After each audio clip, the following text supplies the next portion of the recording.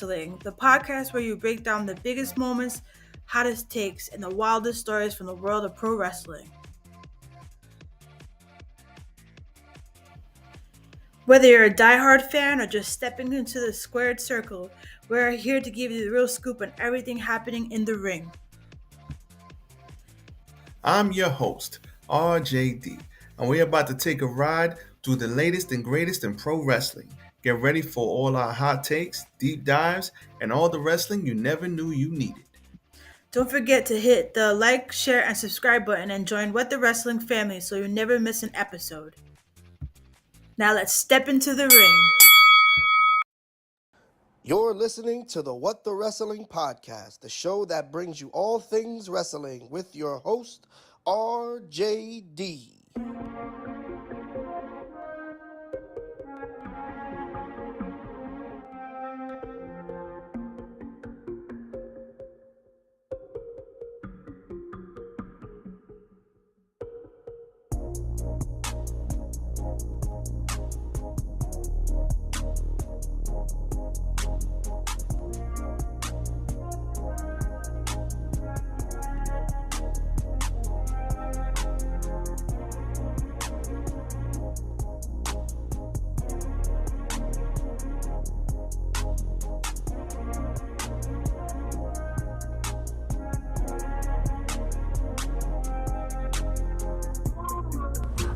Oh, you already know what time it is.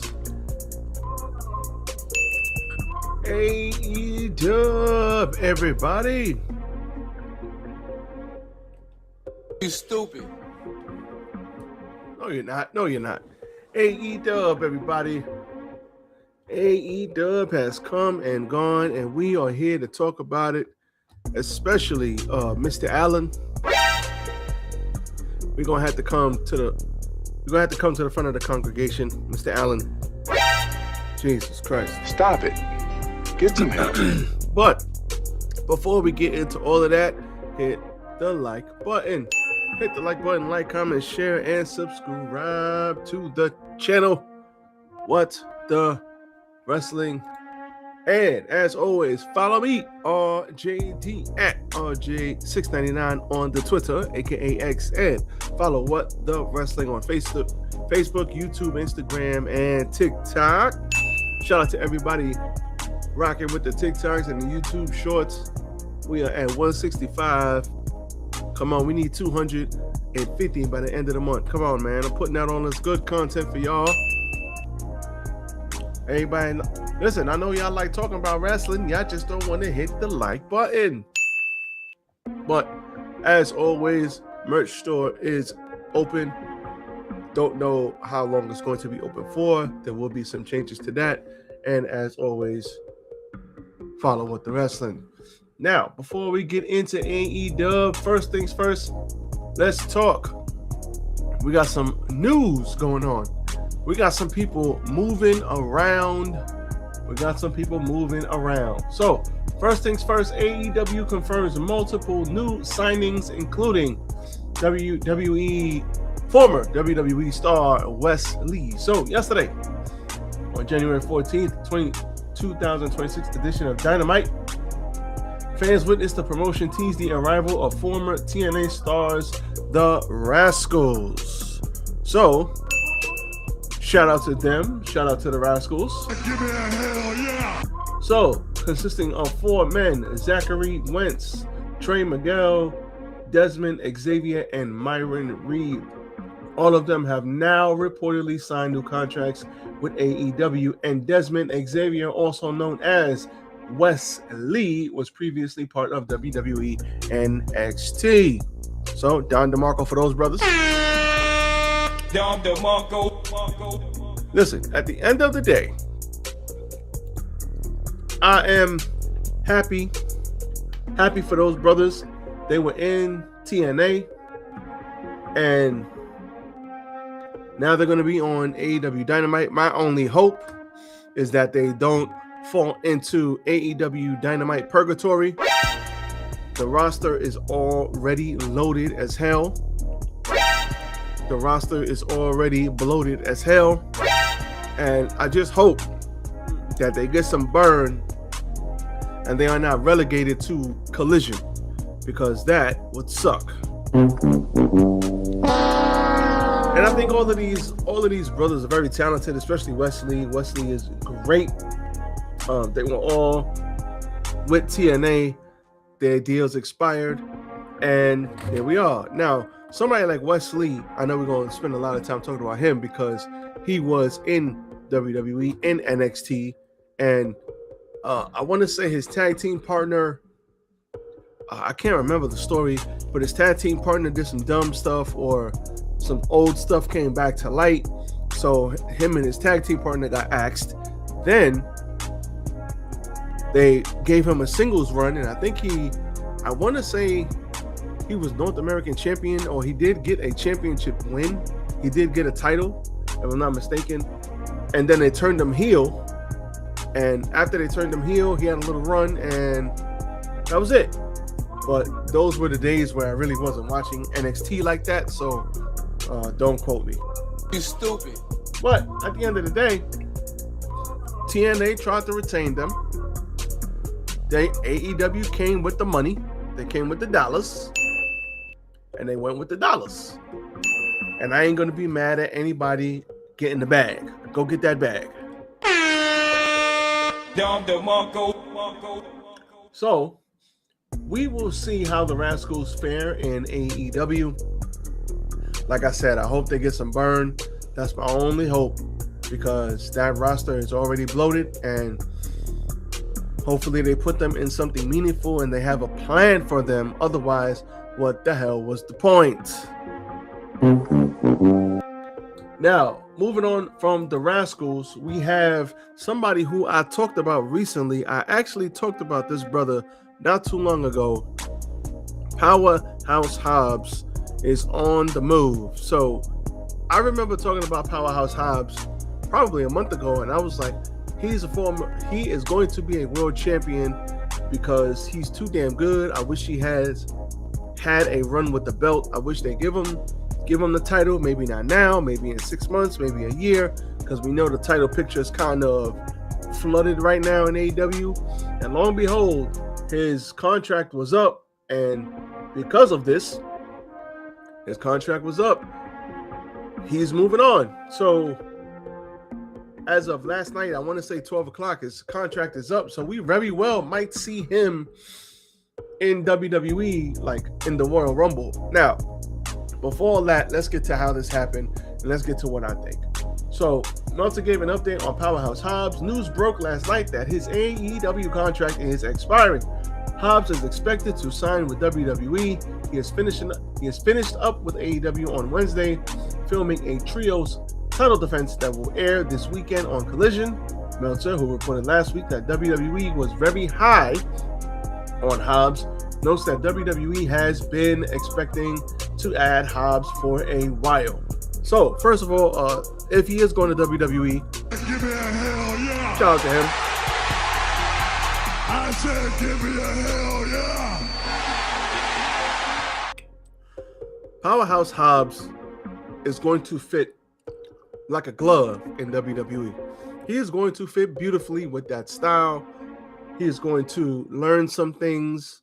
Now, I'm pretty sure he's been all over the place. He's 34 years old. I'm sure this is not his first rodeo. I don't know the backstory on how he got into wrestling, how long he's been wrestling for, but he's about 6'4", 6'5". He's about 275. He's a big dude. And at the end of the day, WWE knows how to book big dudes.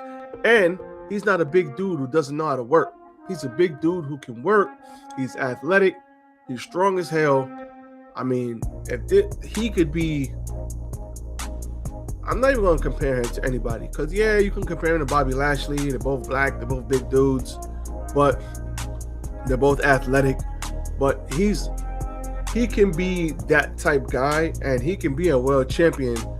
That Batista, Lashley, Drew, I don't know if he's as tall as those guys. I think he's around 6'4"-ish, 6'3", 6'4". But at the end of the day, he's as big as those guys, and he's as strong as those guys. And they could bring him in as a mean dude They could bring him in NXT. If they put him in the Royal Rumble, people will know who he is. Powerhouse Hobbs, keep the same. You don't have to really change his name or anything like that. Don't call him nothing stupid.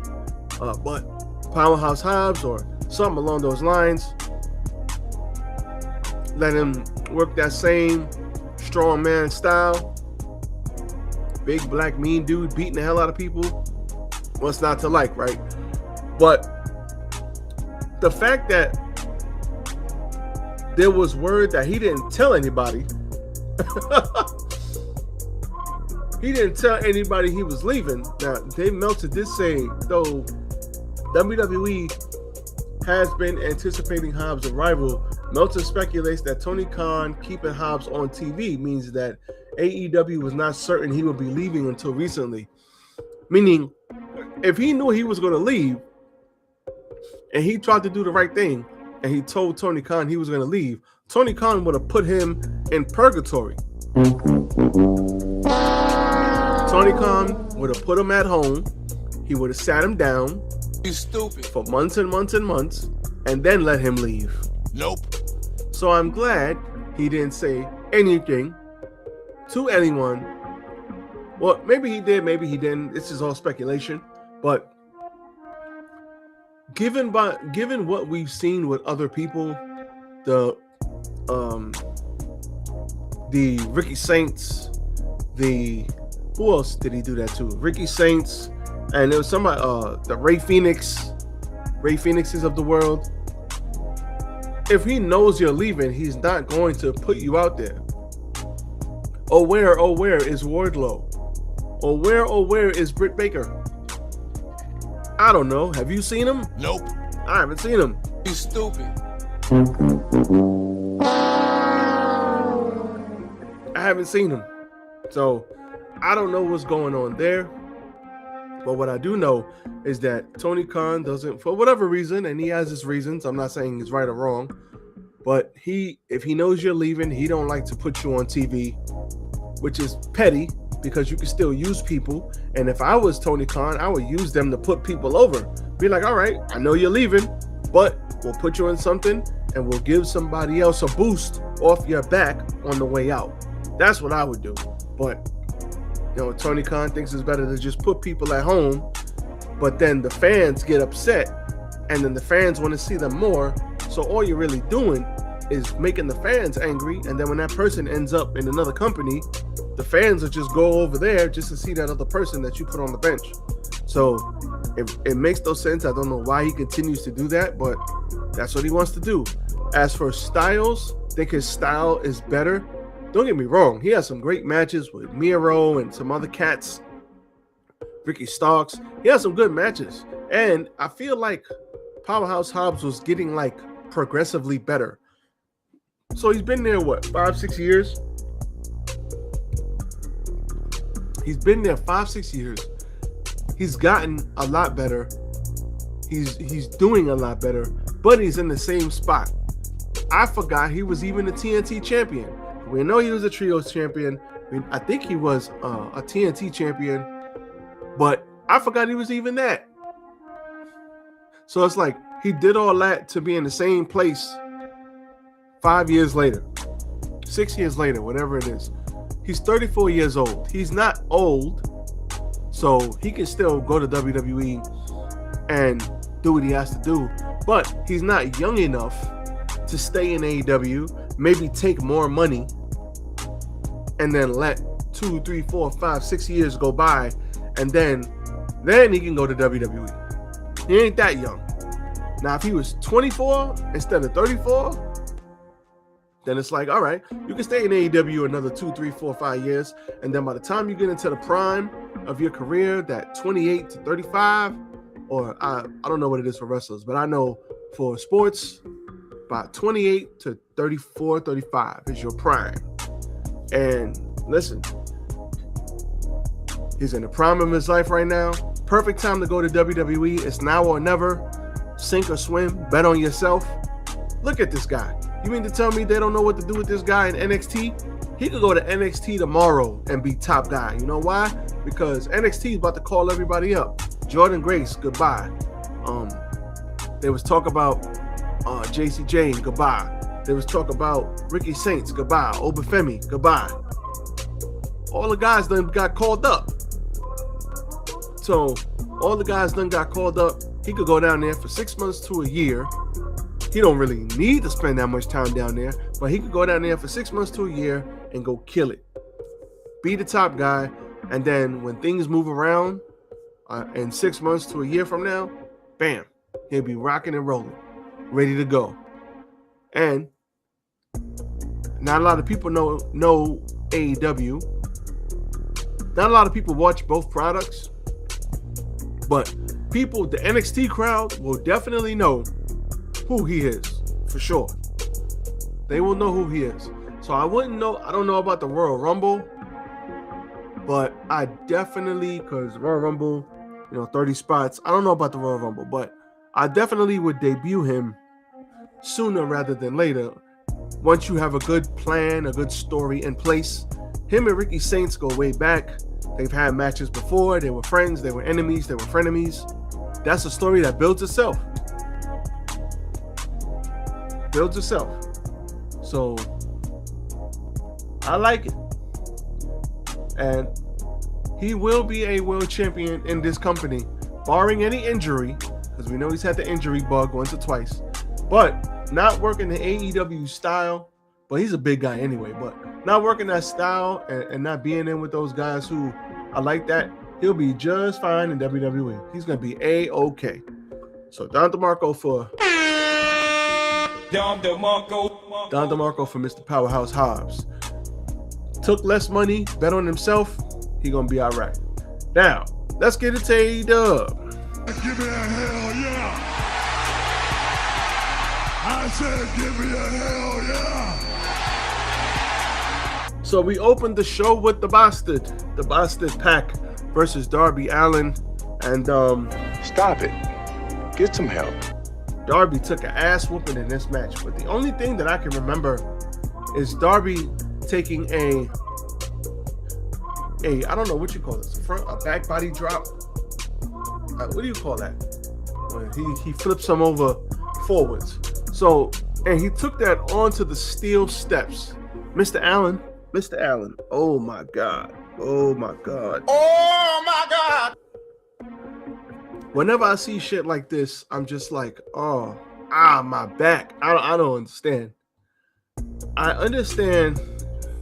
We know Darby's tolerance for pain is on 100,000. We get that. But goddamn, there's no safe way to take that bump. How do you take that? If you don't rotate enough, you're landing on your head, and then you got a Big E situation. If you rotate perfectly, you're gonna hit the edge of the steps, like full force. Bam.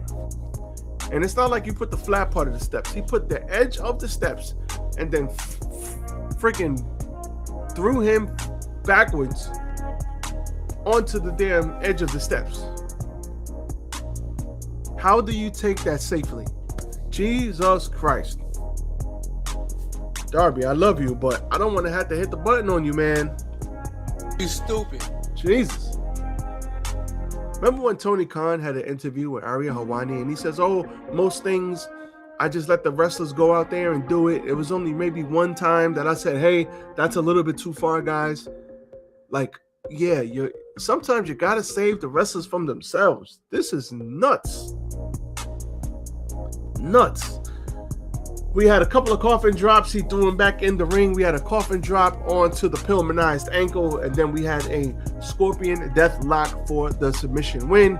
The Bastard had to tap out because, he's had ankle issues, and they played up the ankle. So, hard-hitting match. I mean, there was a razor's edge onto the ramp.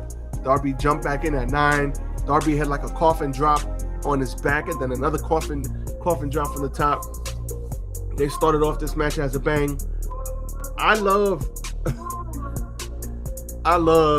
watching Darby because you never know what Darby's gonna do, and Pac is absolutely phenomenal at what he does. Hard for these two to have a bad match. Good stuff here, but Jesus Christ, The back body drop, man. Shit. Come on, guys. Jesus. So next we had Hangman versus the Bounty Hunter, Brian Keith. So we did have some interference towards the end of this, but Swerve came out and quickly checked that. Buckshot lariat to Brian Keith. That's all she wrote. After the match, excuse me. After the match, we had, excuse me. Maybe I should drink some water. 1 second, y'all.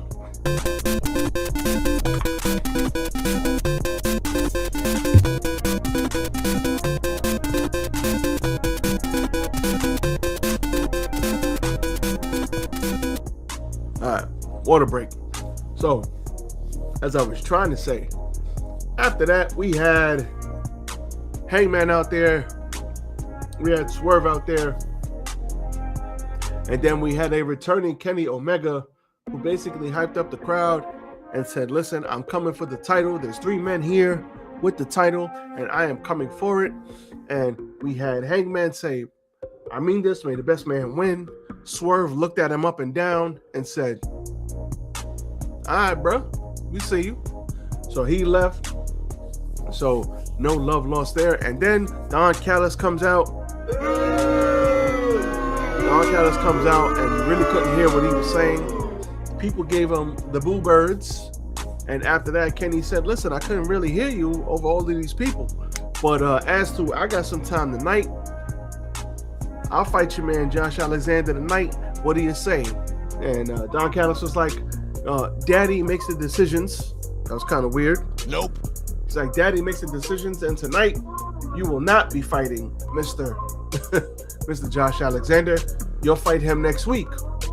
So we're getting that match next week. I ain't mad at that.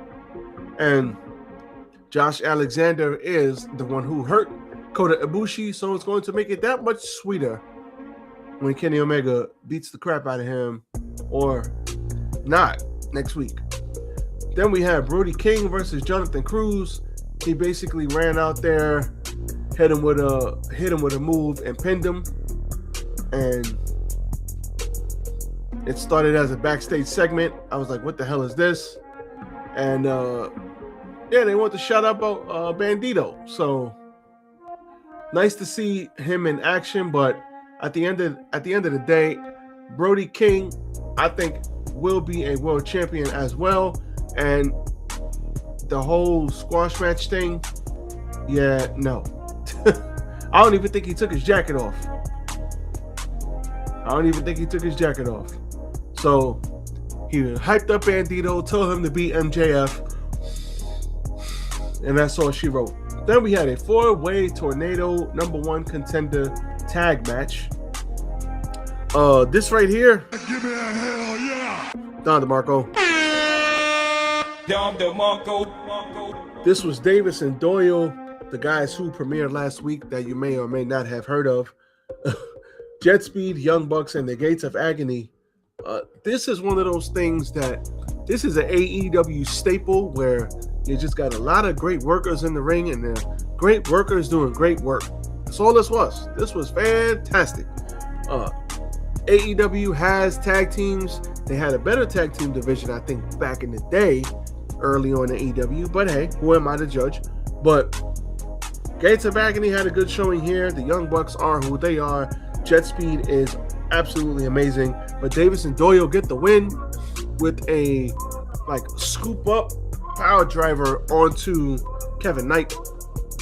So that happened. Backstage, we had Jet Speed. They were feeling down. They were feeling upset. And Swerve comes in and says, good job, guys. You guys are awesome. You're going to be on your way one day. And the Hangman comes from the other side and says, next week, Joe, I told you I was taking everything from you, Joe, and I'm going to start with the trios titles, Hangman, Jet Speed, I'm your tag team partner. And then they're like, oh my God, yeah, we're good. Stop it. It's good. We're good. Oh my God. Us and the Hangman versus the Ops next week. All right, we're back in the game. So if Powerhouse Hobbs is wrestling, definitely see Joe and all of those brothers dropping the titles to Hangman and Jet Speed. I ain't mad at it. Let's see what happens.